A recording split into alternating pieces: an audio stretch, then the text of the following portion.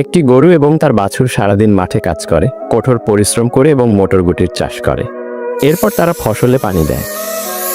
কিন্তু একদিন এক দুষ্টু বানর মাঠে ঢুকে মটরগুটি খেতে শুরু করে এবং ফসল নষ্ট করতে থাকে। এইটা দেখে গরু এসে তাকে থামানোর চেষ্টা করে, কিন্তু দুষ্টু বানর তলোয়ার দিয়ে গরুকে আঘাত করে। এটি দেখে গরুর বাছুর ভয় পেয়ে যায় এবং পুলিশকে ফোন করে। পুলিশ এসে বাছুরের কথা শোনে এবং বিশ্বাস করে। তারপর পুলিশ সেই দুষ্টু বানরকে গ্রেপ্তার করে নিয়ে যায়। এরপর আবার গরু এবং তার বাছুর দিনরাত মাঠে কাজ করে, কঠোর পরিশ্রম করে এবং তারপর কলার চাষ করে। এরপর পানি দিয়ে আস্তে আস্তে কলা গাছ বড় হতে থাকে। একদিন এক ধূর্ত শিয়াল কলার ক্ষেতের মধ্যে ঢুকে কলা খেতে শুরু করে এবং কলার ফসল নষ্ট করতে থাকে। এটা দেখে গরু শিয়ালের কাছে গিয়ে তার সাথে ফাইট করতে শুরু করে, কিন্তু শিয়াল হাতে বন্দুক নিয়ে গরুকে গুলি মেরে দেয়। এটি দেখে গরুর বাছুর ভয় পেয়ে যায় এবং পুলিশকে ফোন করে।